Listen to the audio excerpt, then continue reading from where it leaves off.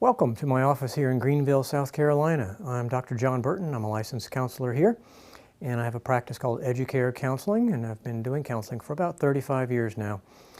And what I want to present today is essentially a collection of, an examination of the ingredients of trauma, emotional trauma.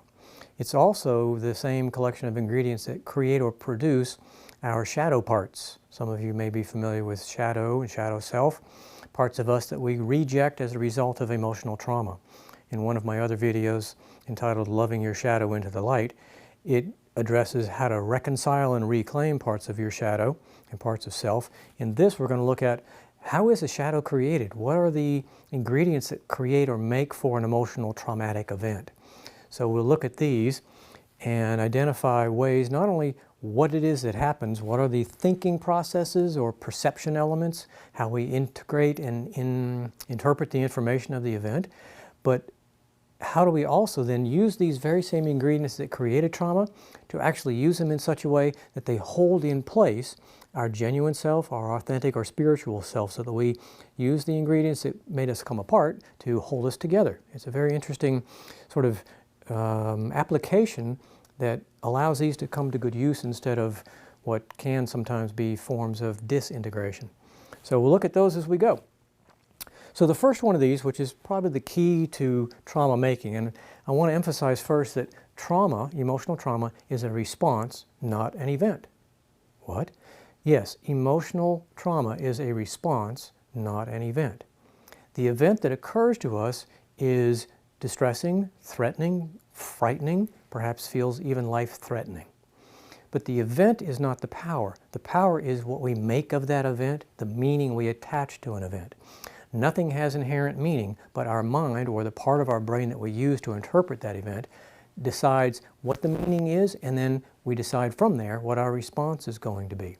So we can have a traumatic-based response, or one that is from our sort of higher functioning self. So trauma is not an event, but rather a response to an event. And that traumatic response is one that limits us because it's coming from a limited aspect of self. So let's look at the ingredients that actually create trauma or create personal shadows. The first one is egocentricity. Maybe you've heard about that. Egocentricity, which is essentially saying self-centered. So that the person who is egocentric takes everything personally. They think that everything that happens around them is about them. And this is one of the trademarks of the primitive brain, as I call it, or the ego self, or any of those aliases that we use for that part of ourself. So egocentricity takes everything personally. It's like the distant cousin to empathy. Empathy is where we put ourselves in somebody else's shoes. Egocentricity is where we put other people in our shoes, meaning that everybody should do as I do. If it's right for me, it's right for everybody, and if you don't do it, something's wrong with you. So that we use ourself as the reference. The other piece, of course, is that everything everybody does somehow is a statement about us. And you might be able to notice how if we take everything as being a statement about us, we immediately have to start managing everybody. We have to manage what they say, what they do, because golly, what they say and do is somehow telling me about me. And nothing could be further from the truth, actually. No matter what anybody says or does, it's not about you. It can't actually be. The only thing that happens with other people's self-expression is they reveal themselves. They reveal their thoughts, their values, their perceptions, even their own history. They reveal everything about them, but they tell you nothing about you. As a brief example about egocentricity, I'm going to show you this paint chip that I picked up at a really fine paint store. And just kind of look at the color and just notice what you feel when you look at this color. Oh, I feel uplifted, or I feel put off, I feel really invigorated, I feel joyful, I feel, like it's just too much. Whatever you may feel, just notice. And then also notice that this color, and whoever may be looking at this color is a constant. It does not change. The only thing that changes is the viewer. So this color is neither invigorating nor off-putting. It's just this color. But the viewer attributes meaning to this and emotions to it from their inner world. Could even be history. If bad things happened to you in a room that was colored like this, or somebody wearing this color was mean to you, you're going to have sort of an organic, almost reflexive response to this color being uncomfortable. So the color is neither good nor bad, it just is. But our response, which comes from inside, tells us something about the color because we're using our own world. So when somebody says or does something bad toward you, it's not about you, it cannot be. It's actually them and revealing themselves. So egocentricity, however, means that when somebody's mean to us, harsh to us, or punitive toward us, or abusive toward us, we somehow feel that it really is about us. And there's such a huge difference between observing or being witness to versus causing. There is a belief that in our primitive brain that we cause what happens around us. We don't. The other person is revealing themselves, so we are a witness to that person, we are observing that person, but we are not causing their behavior. They are looking at this color and responding to it from their inner world. It's not the color. It doesn't feel like that at the time, though, so if we take something personally, then we start forming beliefs about ourselves. I brought that on, I deserve that, I'm not lovable. We create all these interesting and detrimental and limiting beliefs about self based on applying that event to ourselves and seeing ourselves as the source of it. But we aren't. We're witness to it, we're observer of it, but we are more than that. And so egocentricity creates or sets the stage for us to have a traumatic response, because now we've decided I'm not good enough, I'm not worthy. Now what am I going to do in response to that? Well, then I've got to figure out some way to offset that. And I'm either going to retreat or I'm going to overdo. I'm either going to conceal myself, hide away, or I'm going to really, really work myself in a perfectionistic kind of manner to prove that I'm worthy. So we go to one extreme or the other, which is where we go to either or, but we'll get into detail about that in a minute. So if, for example, Beverly grows up in a home with a really, really critical father, and she's going along in life and everything's fine, and she hits, I don't know, 8 to 10 years old. And suddenly father becomes like really hypercritical. Because, when you're a child, for the most part, you can't do too much wrong, you're just kind of being. But you get to a certain age and somehow measurement, value, and judgment occurs from our parents or from the world. And so at that point we start taking it personally. So then Beverly feels like somehow she's just not quite good enough. And she tries really hard, but nothing is ever good enough.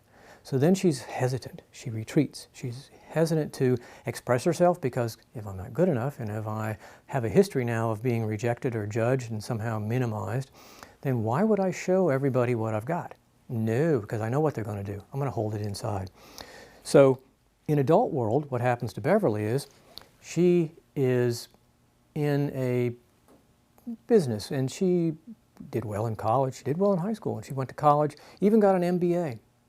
And now she's in the business world, and she's been given the responsibility of putting together a marketing plan for this other company. And she's really concerned because she thinks about her history and thinks, God, every time I expressed myself, every time I revealed myself, I got criticized. So there's a tendency to kind of just hold back, and I'm just going to kind of do what I know is sure and safe, but I'm not taking any chances.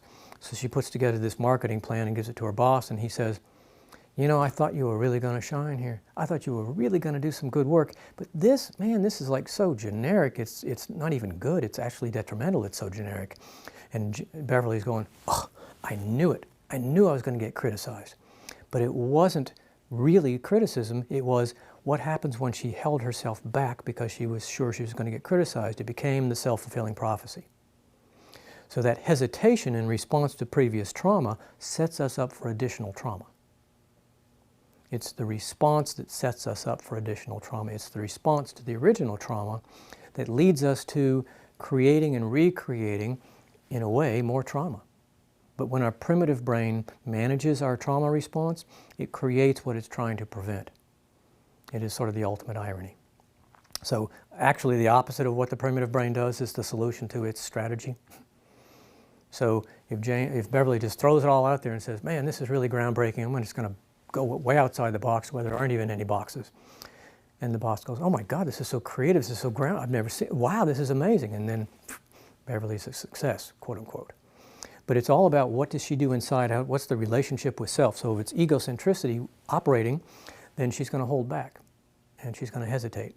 And then she's going to recreate stuff. And then she's going to put another layer of belief on top of the belief, I'm not good enough, I'm not worthy. And then she holds back again and another layer gets put on there. And pretty soon she's got like multiple layers of I'm not good enough on top, on top, on top, to where she's like stuck inside this little eggshell. So this is one of the key pieces to making a trauma and or making a shadow part, because what happened in the shadow is that she had to reject her self-expression, her true authentic self that's creative and progressive and has wonderful ideas. She had to put that somewhere else. She had to disown that part of herself. And so it left her limited.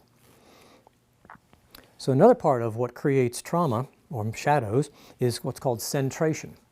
And these terms come from the work of Jean Piaget, the child developmental psychologist back in the early to mid-1900s. He studied thousands of children, and he identified the way that children think. And up until age 7, we are all utilizing these methods.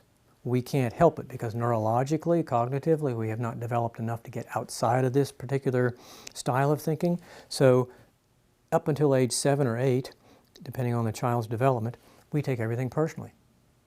We are, unfortunately, as children, we are sort of trauma-making machines. Yes, we're learning machines too, but we're also trauma-making machines because we can't get out of our own very limited perspective and interpretation of events. So that's why I say pretty much everybody has experienced some kind of emotional trauma in childhood, because we can't sort of help ourselves. We take it personally. And then we have to figure out how to untake it, so to speak, or offset it or compensate for it. So it creates all kinds of, not just challenges, but these sort of chases, of a sense, for our self-worth. So we move into centration, and centration is like tunnel vision. It's like, if I'm looking at this room from here, I can only see this, and what happens is I fixate on what I consider to be dangerous. So in Beverly's case, she's at work and she's got a boss, and she's like, oh, I've got this task and I've got to create this marketing plan, and oh my God, that's all there is, and remember the past. And it's like this little narrow tunnel of only the trauma in the past and anything else that she has layered on top of that from events of holding back. Instead, she could look at the bigger picture and think, you know, I had a teacher in 4th grade who was so supportive and encouraging. I found some actual skills and abilities in 4th grade. That was nice. But at home, couldn't use them, could not use them.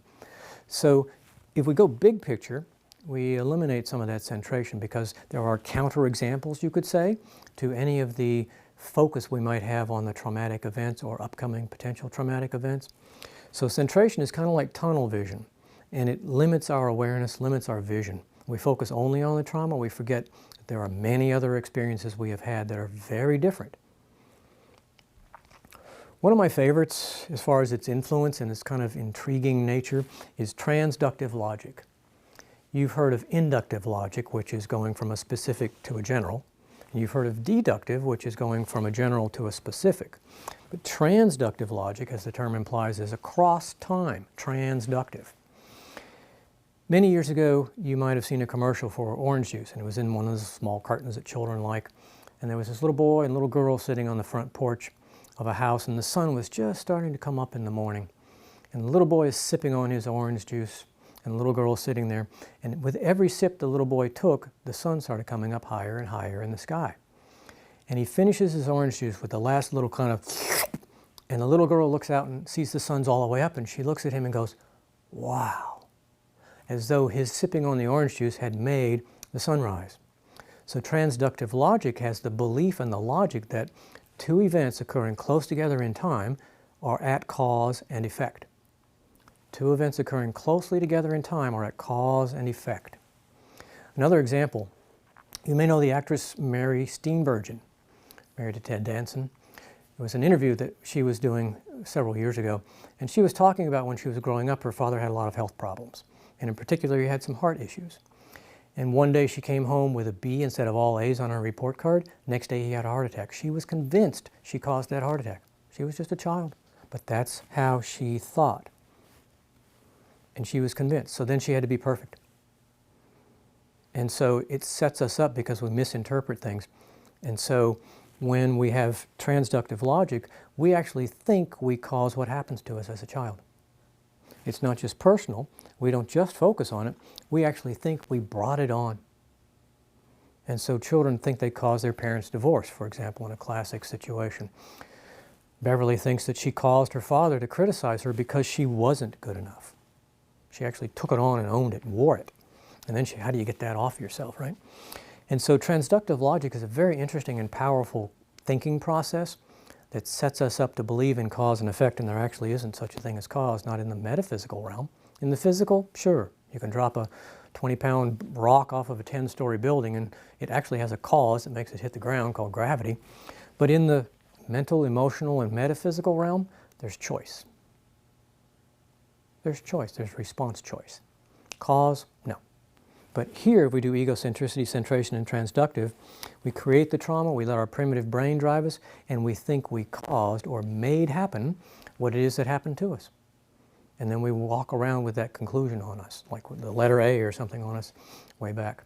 So we then set in motion the trauma response, which is avoiding situations that can create or potentially lead to that uncomfortable circumstance. Like, I don't want to do that marketing plan because I know it's going to go bad and I'm going to get criticized. I'd rather not. I'll work with somebody, but I'm not going to take the lead on it. So we avoid opportunities and we deny ourselves, we deprive ourselves in various ways. So another one of the powerful elements of ingredients of a trauma or shadow making is generalizing. In generalizing, you could say that it's inductive logic, essentially. We take a specific event and then we generalize it. In school, first grade, Tommy has a good friend, Jim. Jim decides, you know, after we've been really good friends for half the year, suddenly Jim decides he likes Bob better. And Tommy's left out in the cold. So Tommy decides, not only does Jim not like me, nobody likes me. So it's this huge generalization. And not only does Jim not like me, and not only does nobody like me, but nobody will ever like me. So it gets crossed over into time, too. So this generalizing creates a great deal of impairment in us because we take the traumatic event and we assume that's all that's life, and we do centration with it. That's all we see. We generalize the centration, we generalize the focus. Everybody's going to treat me this way. In another example of generalizing, and we could say that the more we generalize, the more limited or restricted we become. Say, for example, you're driving and a white pickup truck runs a stop sign and hits the front of your car. So if trauma is going to happen, and anytime great intense emotions occur, we tend to fall back into the primitive brain and use these reasoning methods. So if that white pickup truck hits your car after it runs a stop sign, then we start being on the lookout for, we focus on white pickup trucks that are Chevrolet. And we start seeing them, and we get a every time we see a white pickup truck that's a Chevrolet. But if we generalize a little bit more, then it's not just Chevrolet, it's Ford. And then it's also Dodge, and then it's also every white pickup truck. And we've generalized. So now we see fear on the road a lot. And if we generalize more, it's not just white pickup trucks, it's all pickup trucks of any make, and then it's all cars, and then it's all moving vehicles. And then we can't get out of the house, right? So if we generalize to extremes, we shrink our world, shrink our world, shrink our world, because we're using egocentricity, centration, transductive, and generalization. And we end up creating this world that's filled with potential traumas, landmines. And so then we become very restricted and limited because everything feels unsafe, even though it's not. So we do then, the next thing is either or. What happens there is the creation of trauma or the creation of shadow parts is, for example, Beverly, who did well in high school, did well in college, got her MBA, has taken the lead role in this marketing plan. She feels like she's either going to knock it out of the ballpark or she's going to be a miserable failure. Because she has to try to figure out how to offset that belief that she's not good enough. So she sets herself up as either or. And which one's more scary? Well, that's the one that's going to dictate her choice. It's more scary to take the lead, so I'm going to defer and let Frank over here be the person who does the lead on that, and I'll just work with Frank. Or Donna can do the lead, not me. I'm not going to do that. So it creates this either or, which creates quite a bind. And anytime you get into either or thinking, it's going to immediately have physical effects because there's a sort of pressure because you've only got two options. It leaves out the middle way, as Buddhists might call it, or the third way, as Christians might call it. Either or thinking is black and white. Either this or that. It leaves out all the other options.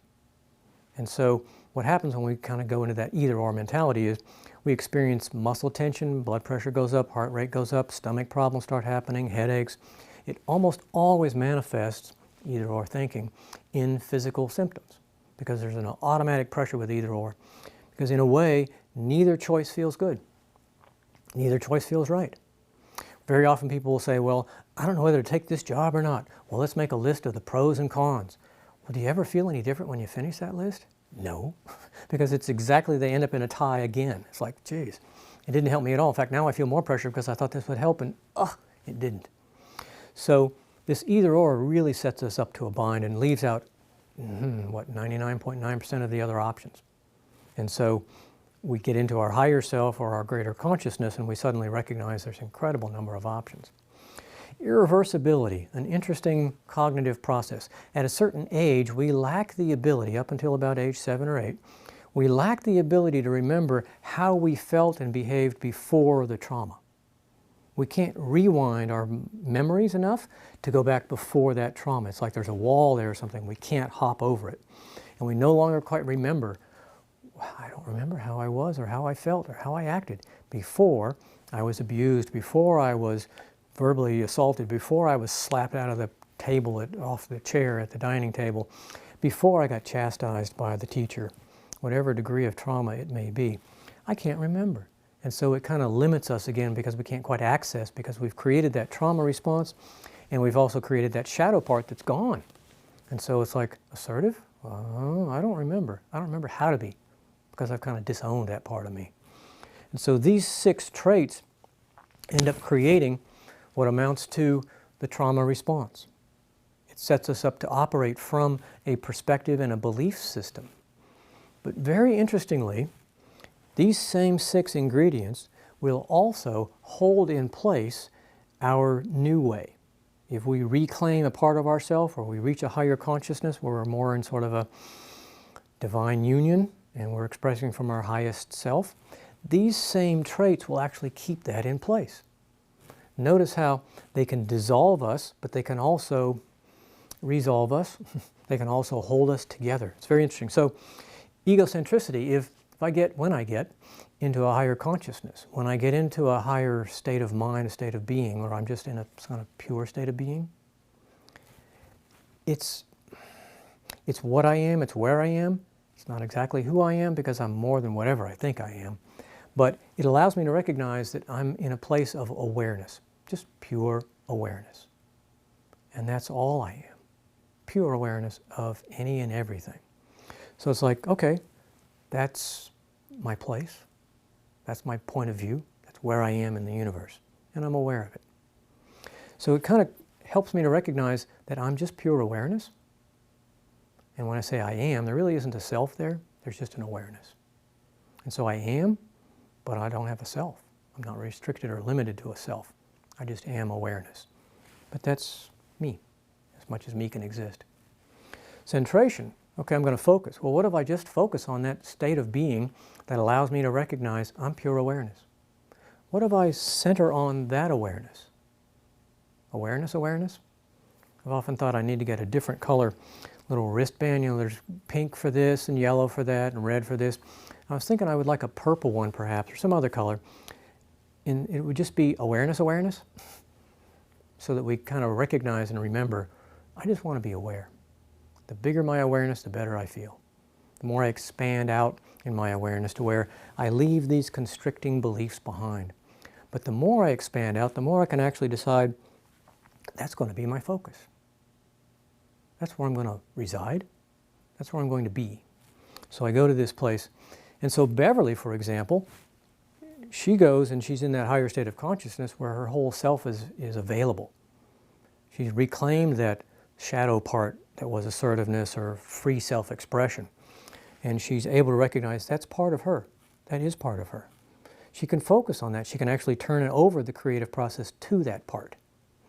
And then she can also recognize that she can cause, or create is a better word there, she can create a marketing plan from her higher consciousness. She can actually use the assertiveness and self-expression and create a marketing plan from her higher self that it doesn't just have awareness, it has a certain innate knowing. And that instinct that you know when you feel it in your gut and you go, that's the right thing. It works. So this transductive logic then holds us together because we're able to create. And again, we eliminate the word cause, but we can create. So we have responses and we have choices, and then we can create from those. We are no longer limited by what is somebody else's response going to say about me? Nothing says anything about you. You express a higher consciousness, you express your expanded awareness, you express your divine light, but that's not even you. And so at that higher place, we generalize. What happens when your whole life is an expression of your divine light? What if we generalize divine light expression? Wow, what does that do? To simple everyday actions, to important relationships, to meaningful actions and tasks that we take on, meaningful roles that we take on. When we generalize our divine light, then we've really distributed, and that's all we're looking to do. Either or, it kind of becomes interesting here. Either or, if I'm in my divine light, yeah, I can express from here, or I can express from that lower self. Well, I don't want to do that. Why would I want to do that, right? So I can either express from my divine light, which is a pretty simple choice, or I can express from a lower, more constricted self. Well, I don't want to do that. And interestingly also, irreversibility. In working with clients, we'll use Beverly as an example again. Once she reclaimed her creative self, her self-expression, she forgot what it was like to be restricted and constricted. She couldn't recall that anymore because she was back to her original self, which actually tells us that these trauma responses, they're illusions. They aren't real, they never were. They were a figment of our primitive brain's creation. They had no truth to them. If they did, they would be enduring, but they don't. What does endure is our highest awareness, our divine light.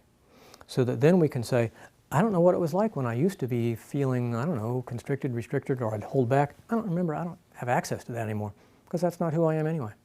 I am divine light. And so we use these same 6 traits to overcome trauma, to overcome and reclaim shadow parts. And then it holds us back together again, so that we're able to be who it is we know we really are, and draw on that infinite source to express in countless ways in a free manner.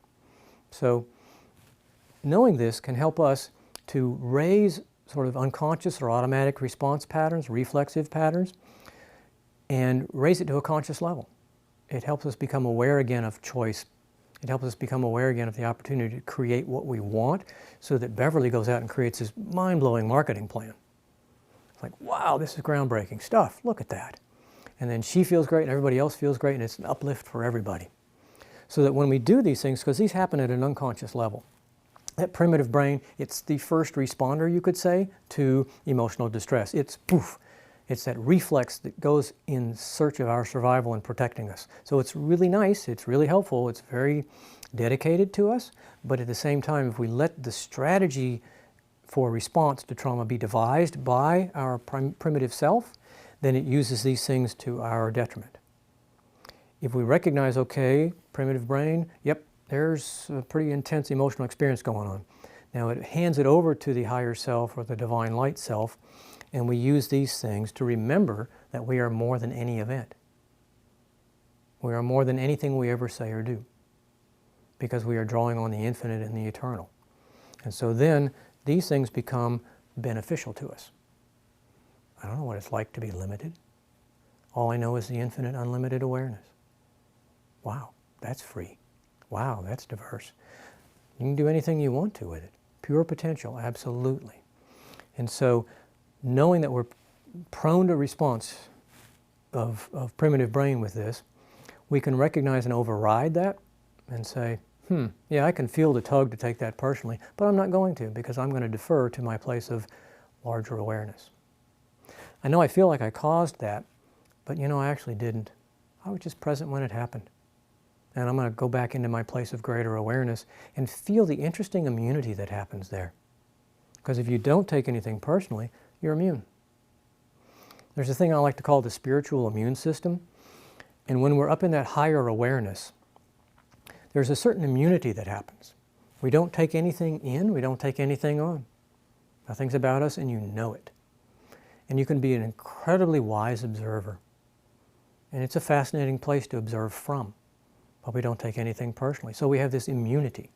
It's like our spiritual immune system or energetic immune system, because if you don't take it in and if you don't take it personally, then you're not taking it in, and it's not going to become an allergic reaction on the inside to it. Because in a way, that's kind of what happens, right? We take in stuff that isn't ours, and how would we not find distress because it's not compatible with our truth? And so in that place of higher awareness, we end up in that place of beautiful sort of spiritual immunity. And then we are in a place of comfort. There's also a thing I like to think of as sort of our, it's like an emotional autoimmune response. You've probably heard of autoimmune disorders, whether it's arthritis or fibromyalgia, a variety of physical ailments. But there's also sort of an energetic autoimmune disorder, which takes the form of self-criticism. The self attacking the self, which is autoimmune, right? So that our immune system isn't protecting us from things outside of us, it's actually turned on us. And that's what happens in here. In the primitive brain's response to trauma, it becomes like an emotional autoimmune disorder. Self-criticism and judgment is rampant. How do we get out of it? Oh my God. Well, we go to that place of higher awareness. We raise our consciousness. We go to that place where there is nothing but divine light. And here we are receiving. The primitive brain is putting out, and it's all about managing the external. Whereas in our higher self, in our spiritual self, in the divine light, it's about us receiving from Source and then distributing it out from there. It's a whole opposite direction of flow. Primitive brain is from outside inside, and what's outside makes inside. Not true. Otherwise, truth is, higher self, divine light comes in through, and that's who we are. I am divine light. And then we express that out freely and comfortably without risk, which does away with that sort of emotional autoimmune disorder. Because in that place of being in divine light, there aren't even any questions to ask. There is such stillness and silence, can't even form a question. It's pure being. And you can't be wrong, just like this color. This color is just this color. It can't be wrong. It just is. There was actually a painting in a local museum here in Greenville, and it was about 10 feet tall and about 5 feet wide. Huge canvas, and it was just purple. You could see the brush marks on the canvas, but it was just purple. And they wanted something like, I don't know, $12,000 for it. Like, huh? Why would I buy the color purple for $12,000? And I got to thinking about it and just kind of tuning into that purple, and I thought, you know, it's a color, and yet it's from the larger infinite whole, the entire color spectrum, what we can see, what we cannot see. And so in an interesting way, it represents the all. It was singular, purple or blue, and yet it represents the all. And so when we're in that place of the all, we have access to every color, and we're not restricted or constricted anymore by our primitive self. We have access to the divine light and the entire spectrum, so that, in a way, everything's a point of entry back there. And when we're in that space, we're free, and we're immune. And we can then enjoy communing with and distributing and sharing divine light in whatever form it may be, whimsical or maybe in some ways more serious applications, but all in a form of uplifting, positive energy. So this is the collection of ingredients for trauma making and shadow making, but it's also the collection of restoring self, holding new self in place, holding true authentic self in place, so that we can use them from the higher self. They serve beautifully.